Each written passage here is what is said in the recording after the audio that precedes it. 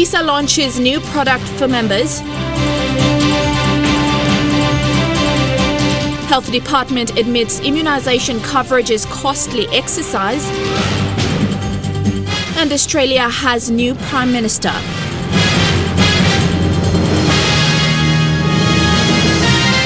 This is National EMTV News with Helen Sayer. Good evening and thanks for joining us for Friday's news. Teachers Savings and Loan Society Limited or TISA members can now have direct access to their TISA accounts using a new product. The product, called the Yumi card, is a domestic debit card that will be issued to its members, which is linked to their TISA Yumi account. TISA Group CEO Michael Koisen explained that the new product goes in line with the group's mission to provide the best services for its members. Michael Koisen said using a Yumi card gives convenient and safe access to money deposited in members' Yumi account. With Yumi card, members can access various services at BSP ATMs and EFTPOS machines in PNG that accept Yumi card. It is my pleasure to introduce a new debit card product that we've launched. We have our own switch that talks to the BSP Postulon system. So our members can use this card in any BSP ATM or EFTPOS system. We expect to extend that to other banks as well. This card is ours, and that's why we've named it Yumi card. Mr. Koisen said the introduction of this new technology will promote reliable services for its members. He added that TISA has been serving its members for 25 years and this product supports its philosophy of people helping people. He said the product also supports the government and the Bank of PNG's financial inclusion strategy. We are confident that the product we are about to launch will support the national government and Bank of Papua New Guinea's financial inclusion strategy and will contribute to the financial well-being of our people during these difficult but hopeful times. This product will fundamentally change the way our members and their families interact with TISA. TISA now has 40,000 new Yumi cards ready to be issued to its members. Members can apply for a Yumi card at any TISA branch or at the same time when opening a personal general savings account with TISA.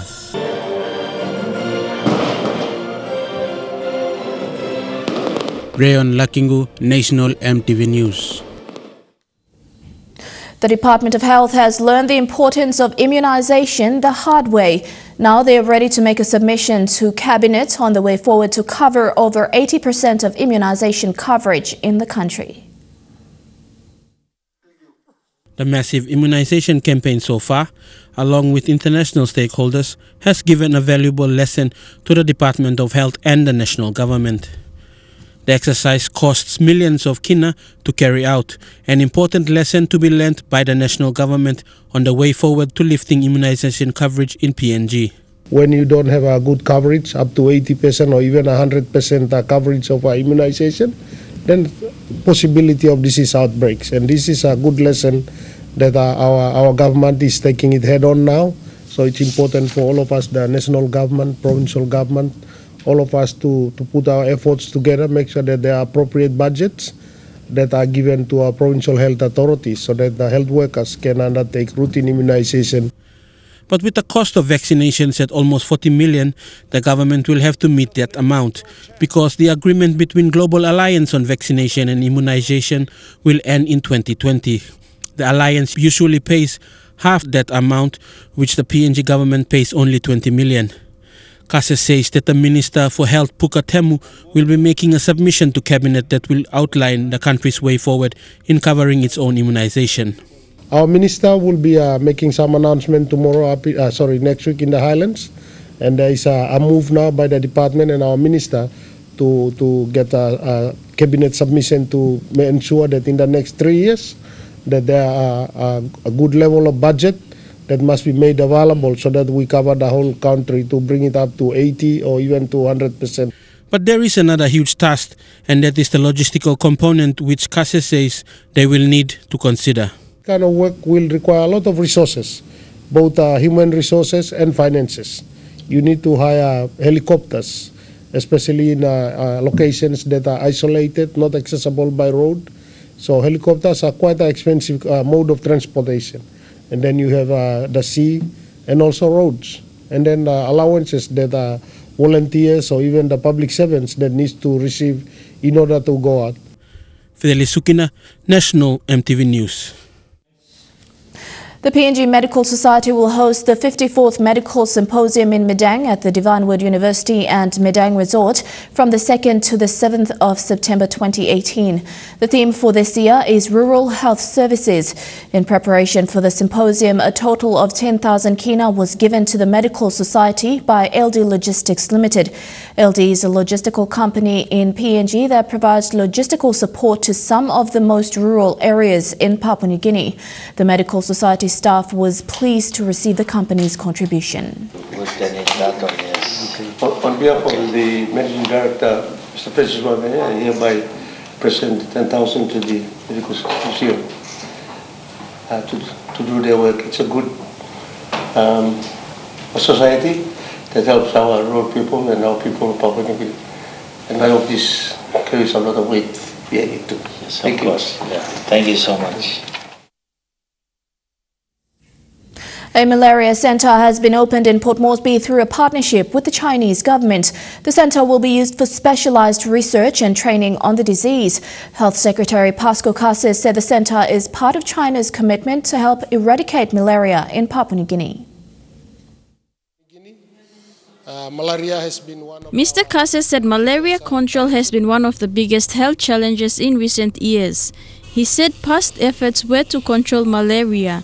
However, PNG now had a challenge of eradicating the disease to support the worldwide goal of eradicating malaria by 2030. He said such initiatives from the Chinese government were a way forward in that direction. The new Malaria Center is a follow-up of the Chinese government's Mass Drug Administration project, which was introduced in PNG 2 years ago.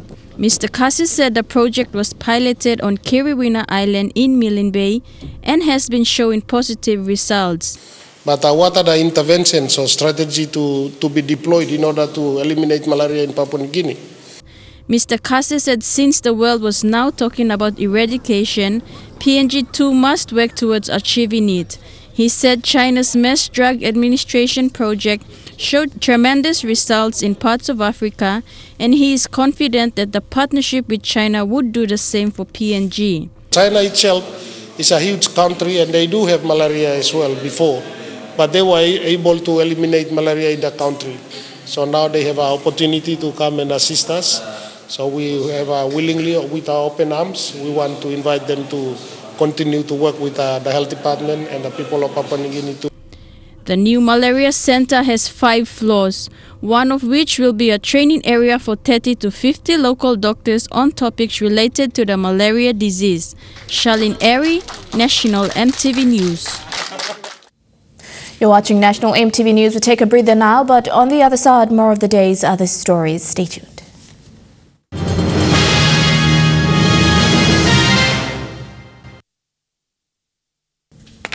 Welcome back. Kumal Petroleum Holdings Limited presented 100,000 kina to Life PNG Care as proceeds from the recently held Kumal Petroleum Charity Golf Challenge. The inaugural fundraising golf tournament was held on the 13th of July. Life PNG Care is a local NGO which cares for and educates children in Port Moresby. KPHL Managing Director Wapu Song commended everyone who contributed towards the charity golf event. He said the charity event will be a signature event for KPHL and will be held annually for Life PNG Care. Mr. Song appealed for support from individuals and business houses towards this worthy cause. We raised more than 130,000 kina. Today we will only present 100,000 to LTC. We will keep the balance so we can use that money to reorganize another event.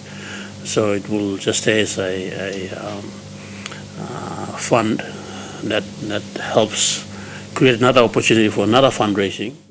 Mr. Song commended LPC Director Lydia Ko for the role of the organization in empowering underprivileged children in Port Moresby for a sustainable future through education. Under LPC's Strong in Pikinini education program for this year, 250 orphans and vulnerable children are attending schools in NCD from the elementary level up to tertiary level.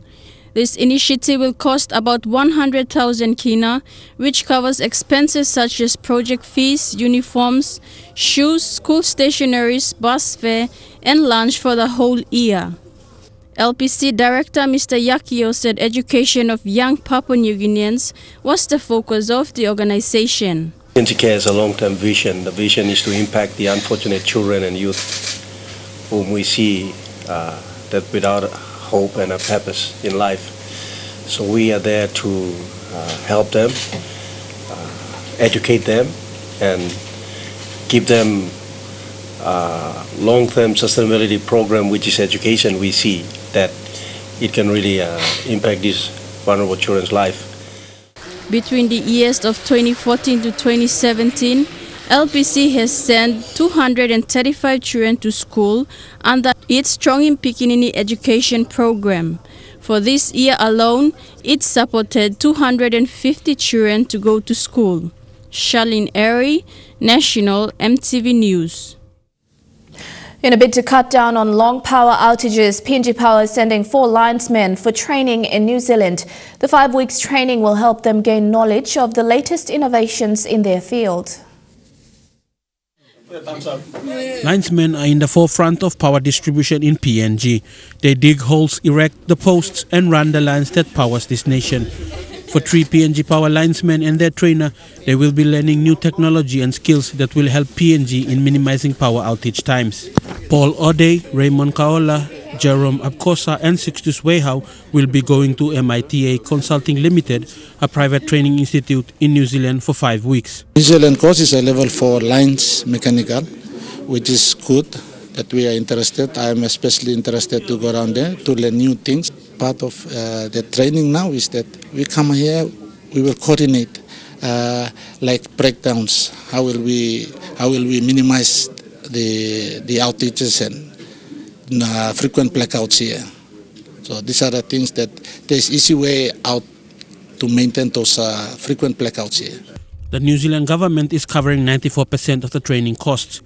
New Zealand High Commissioner to PNG Sue Mackwell said this was a way for New Zealand linesmen to help their PNG counterparts in one of the most vital areas in power supply. This year, 4 linesmen are going down for 4 weeks to work alongside New Zealand linesmen and learn about how we do things in New Zealand and hopefully bring some of that learning back to Papua New Guinea and to PPL. Power, electricity is so important for the development of any country and particularly for PNG. So New Zealand is very proud to be able to support PPL in this way. The program is in its 2nd year and this group will be the 2nd batch to go for training. PNG Power says with the first batch from last year, they have helped to minimize long power outages in the city. Fidelis Sukina, National EMTV News. The Youth of Change Yoga program has certified 53 yoga teachers in Port Moresby. It is part of the National Capital District Commission's Active City Development Program initiative to change bad attitudes and behaviour among young people in the nation's capital.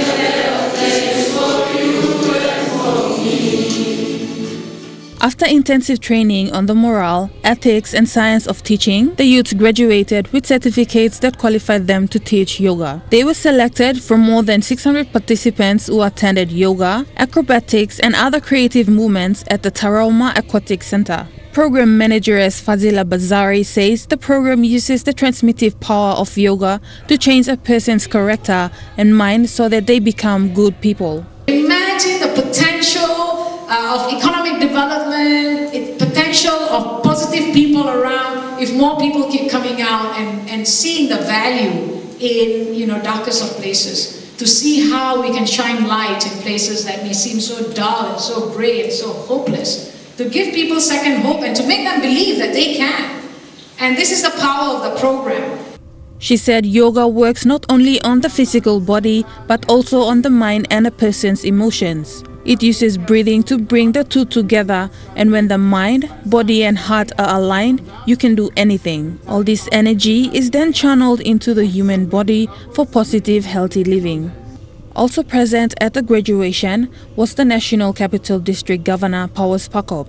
The governor congratulated the youths and thanked them for being faithful to the program, which lasted for almost a year. Most of the participants came from broken homes, abusive spouses, and unemployed dropouts. And CDC is investing in the human capital of Papua New Guinea.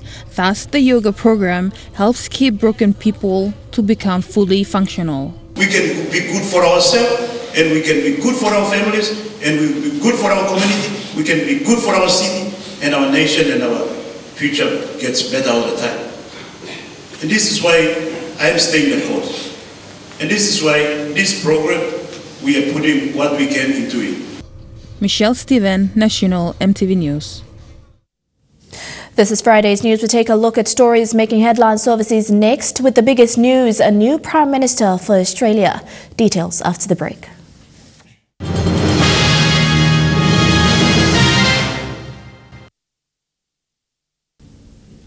Welcome back to the news. Turning overseas, Australia now has a new Prime Minister after Malcolm Turnbull was today ousted in a revolt by his own party. But the man who's taking over isn't the one who mounted the coup. Instead, Mr Turnbull's treasurer, Scott Morrison, has won the Liberal Party leadership after a three-way showdown. Yes, well, in the last hour, Malcolm Turnbull has gone to the Governor-General to officially resign as Australia's 29th Prime Minister, handing over to Scott Morrison, a man few know much about outside of Australia or even his home state of New South Wales, but who is now inheriting a deeply divided party and government. The man who will be Australia's 30th Prime Minister. Treasurer Scott Morrison emerging triumphantly from a brutal contest as the Liberal Party's latest leader. The successful candidate was Scott Morrison, and he won this vote by 45 votes to 40. Yet another surprise twist in a week of political turmoil. It was Peter Dutton's Conservative backers who staged this coup in the first place. My course from here is to provide absolute loyalty to Scott Morrison to make sure that we win the election. He triggered the second leadership ballot of the week, but only succeeded in ending Prime Minister Malcolm Turnbull's near three-year tenure. Insofar as there has been chaos this week, it has been created by the wreckers. People are determined to wreck, then they will continue to do so. As expected, three contenders vied for the leadership. Julie Bishop was quickly knocked out before the man they call ScoMo left the party's rebels in shock. We've lost the Prime Minister, but there is still a government to save, and that's what all of us will do our best to do now. Just 2 days ago, Scott Morrison stood side by side with the man he's now replaced. This is my leader. There you go. And I'm ambitious for him. Yeah, good on you. Thanks, ScoMo. The 50-year-old Conservative is a former tourism executive. He worked on New Zealand's 100% Pure campaign. Welcome to the youngest country on earth. And this infamous Aussie ad. So everybody, how are you? But that warm welcome wasn't extended during his time as Immigration Minister, taking a hard line on asylum seekers. This is the dividend of stopping the boats. Jacinda Ardern has called Mr Morrison to congratulate him. He acknowledged his warmth for this country. I look forward to building a really strong relationship with him. Something that Kiwi Prime Ministers are certainly used to doing. Scott Morrison's Australia's 6th leader in 9 years. Hawaiians are being told to shelter as a massive storm lashes the Big Island. Hurricane Lena has been downgraded to a Category 3 storm, but it's still packing winds at over 200 kilometers an hour. And authorities are warning of flash flooding and landslides. Tonight, conditions deteriorating in Hawaii as the eye of Hurricane Lane moves closer to shore, churning up the Pacific. The slow-moving storm already swamping roads on the Big Island with 1.5 feet of rain in just hours. You can see major flooding here in progress. The water is several feet deep out ahead of us. Reports of mudslides, drivers making their way through treacherous high water. Time to prepare all but over. Residents racing to grab dwindling supplies from empty shelves and securing homes. Yes, I'm concerned because even if we dodge it, it's going to be a lot of rain. All public schools closed. Officials urging people not evacuating to stay put. Be prepared to shelter in place. 14 days of food and supplies and water, medicine. First responders from the mainland, like these from Washington, are racing into Hawaii to help, while tourists are flocking to airports trying to get out. What were you thinking, knowing that you still had a flight tomorrow? I just wanted to get out as fast as possible, just so I didn't have to, I guess, stay for the aftermath. Luckily, she's getting on a flight tonight. Close ally of American President Donald Trump, David Pecker, is talking to prosecutors in the Michael Cohen case. Cohen's pleaded guilty to breaking election laws during the 2016 campaign. He claims he was acting under President Trump's direction when he paid off 2 women the president allegedly had affairs with. He's been friends with President Trump for more than a decade, but David Pecker, publisher of the National Enquirer, has now been granted immunity in exchange for his cooperation with prosecutors. A source telling ABC News, Pecker has told investigators he worked with President Trump's former fixer and personal attorney Michael Cohen to buy the silence of women who claimed to have had affairs with Trump, and that Trump knew about the deals. Michael, what's your message to the president? Cohen pleaded guilty earlier this week, admitting his role in the scheme, which he claims was directed by the president himself. Prosecutors say the plan to protect Trump began in 2015, just after the billionaire launched his campaign. They say Pecker, in coordination with Cohen and one or more members of the campaign, offered to help deal with negative stories about Trump's relationships with women, specifically assisting the campaign in identifying such stories so they could be purchased and their publication avoided, a practice known as catch and kill. A year later, the Enquirer publisher bought the story of Karen McDougal, our former Playboy playmate who claimed to have had an affair with Trump. Were you in love with him? I was, yeah. Mm-hmm. And do you think he was in love with you? He was, yeah. The McDougal story never ran in the tabloid. Cohen says he worked with Pecker to bury it, operating at the request of the candidate for the principal purpose of influencing the election.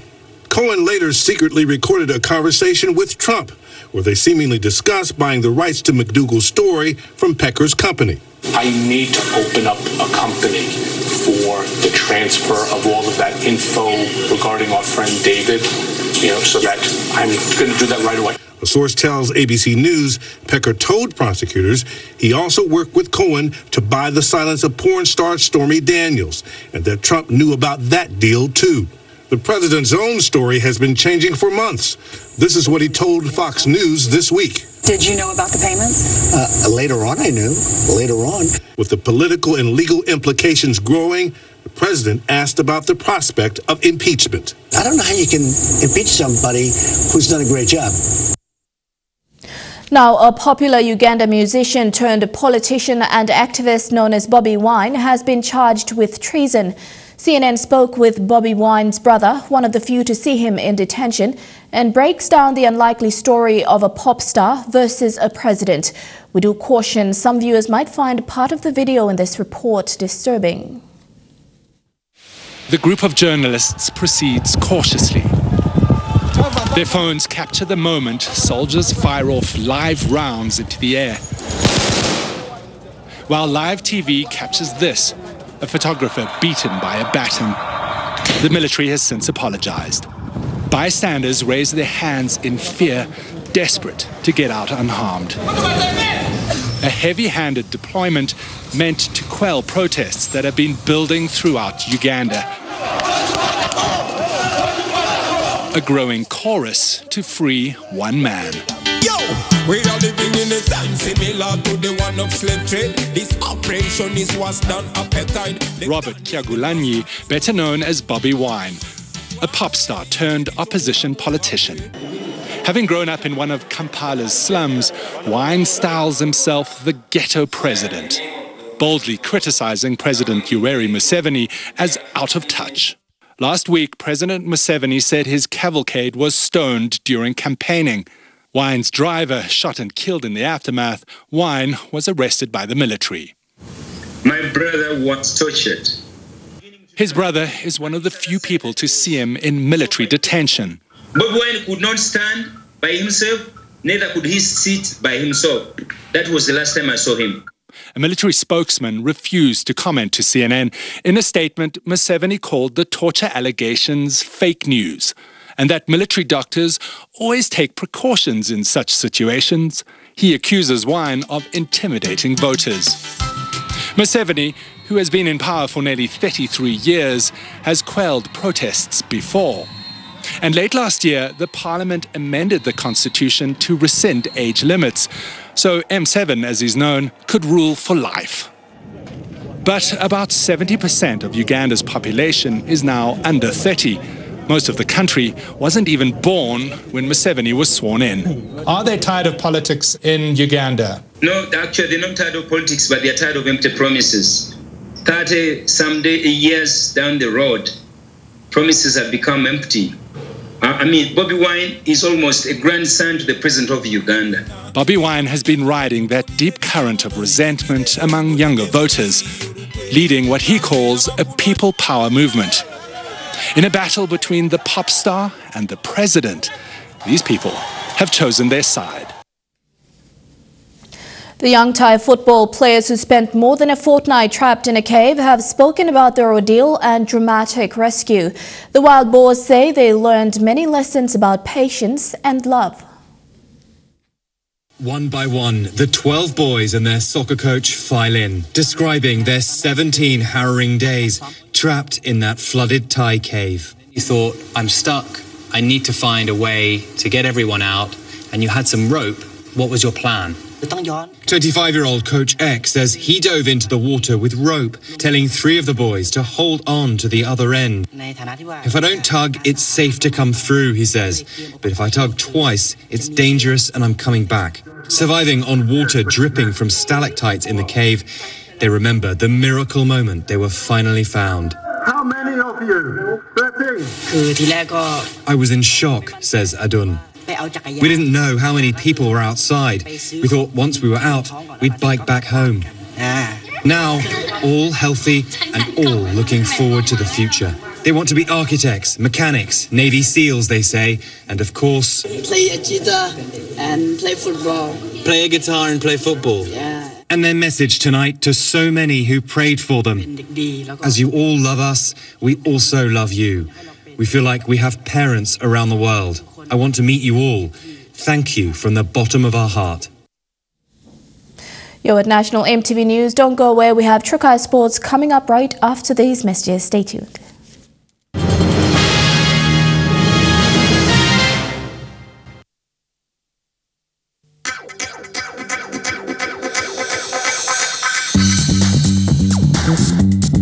Trukai Sports.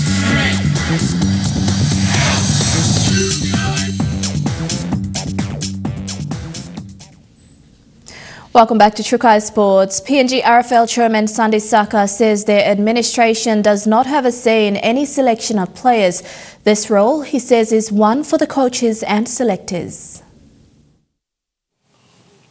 Chairman Sandi Saka says he has his personal opinions about the performance of the Oil Search PNG Orchids, but he does not interfere in the selection of players. He made the comments during the announcement of 2 new management members of the Orchids. I may be chairman, but as a supporter and a rugby league fan, I'm just like anybody else. I'm passionate about the game. I scream at the referee. I watch the game. But when it comes to administering the game, I'm the chairman. We appoint people to deliver on their responsibilities. He added that coaching and management staff are qualified to do their duties and will do their jobs without any influence from the PNG RFL administration. We appoint these people because they have the qualifications and they have the skills.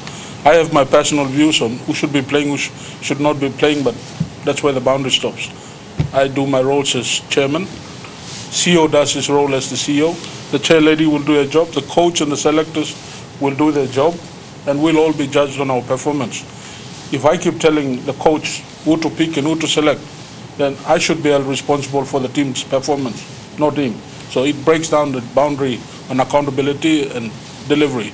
So if anything, that's what we've changed in PNG RFL. getting the management and governance structures right so that we appoint and bring in credible people with the skill sets to improve the game. He said the same applied to other national teams in the sport of rugby league, where the coaches and selectors take responsibility of the team's performance. The Kumals, the Hunters, what Michael does with his team, CEO and I have no control over that. But we do our responsibilities so that Michael can do his job to deliver football. So those boundaries are clear and defined. Watching in front of the TV and at home and at the NFS, I'm passionate about the game. But my responsibilities as chairman are defined.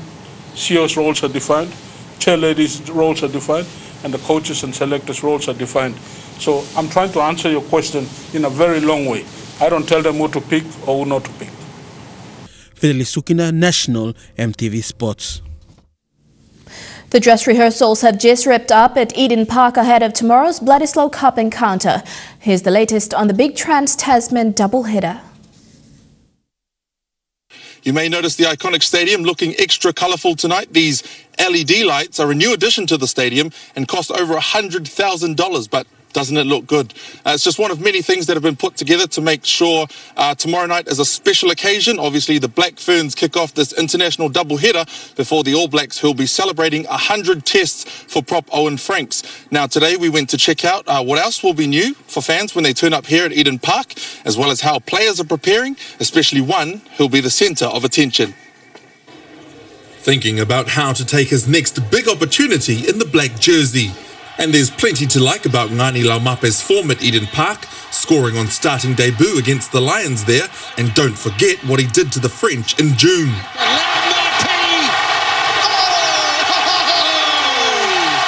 He's now plotting an assault on the Wallabies midfield, his first Bledisloe clash ever, which, to be fair, was probably a little unexpected. I've still got to learn the haka for tomorrow, so I'll be getting into some practice after this. Before joining the All Blacks for this afternoon's captain's run, where the man Laumape replaced showed he's on the road to recovery. While Geordie Barrett showed goal-kicking backup has arrived. Yeah, it's been a great week from our point of view. Awesome being, I guess, at home for us, and the guys train really well. I guess from now it's just putting icing on the cake and making sure we come out with great intensity tomorrow night. After they cleared the ground, we got a sneak peek at the new pre-game act that's been brought in for the doubleheader, adding to the stadium's new external features. Don't worry, the green and gold is temporary before tomorrow's blackout of over 58,000 All Black and Black Ferns fans. You know, they're really excited about, the opportunities that are coming their way, and for us, I hope everyone turns up and gets here nice and early, because there's some, really good players in that first game as well as our game. Australian rugby heralded last week's turnout in Sydney as record-breaking, although it certainly didn't look that way early on. Trukai Sports continues with more after these messages. Stay tuned.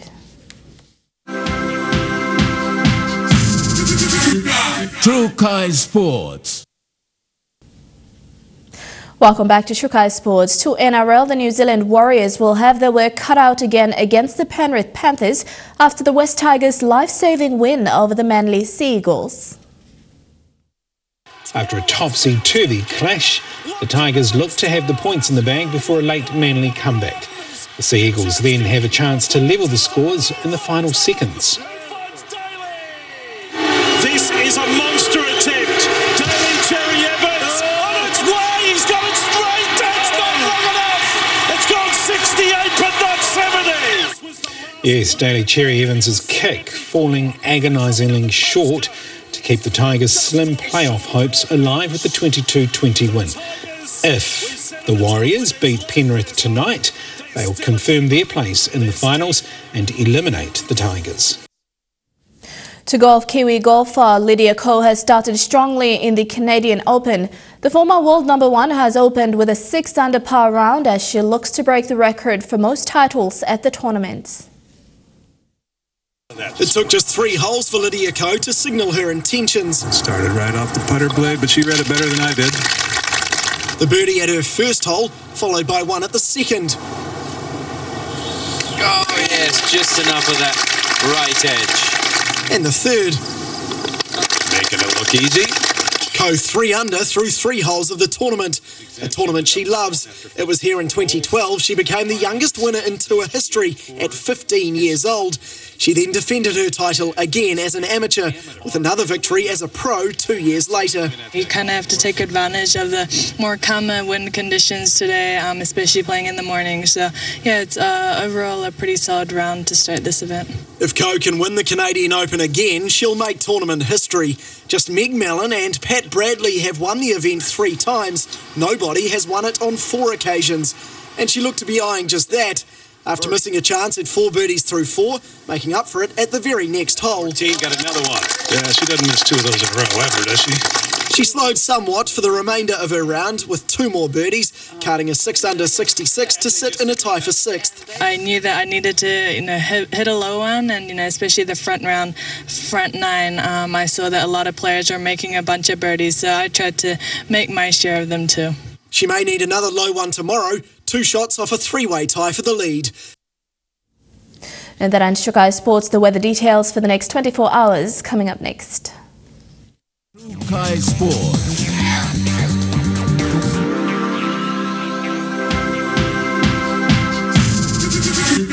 True Kai Sports. The weather details were proudly brought to you by Dulux, celebrating 50 years in PNG and the only paint made in PNG.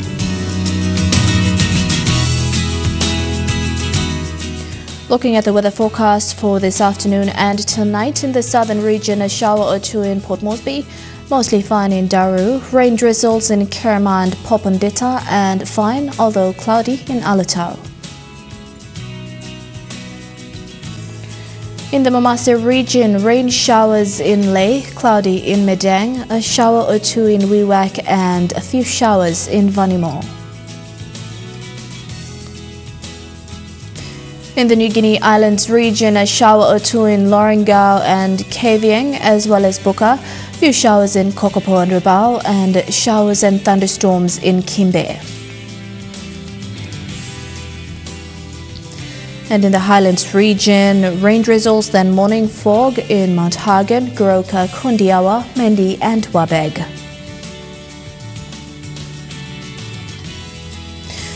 And there is a renewal strong wind warning for all coastal waters. Strong southeast winds of 25 to 34 knots are expected to continue for the next 24 hours, causing rough seas. All small crafts and boats are advised to take necessary precautions before and after going out to sea during this period.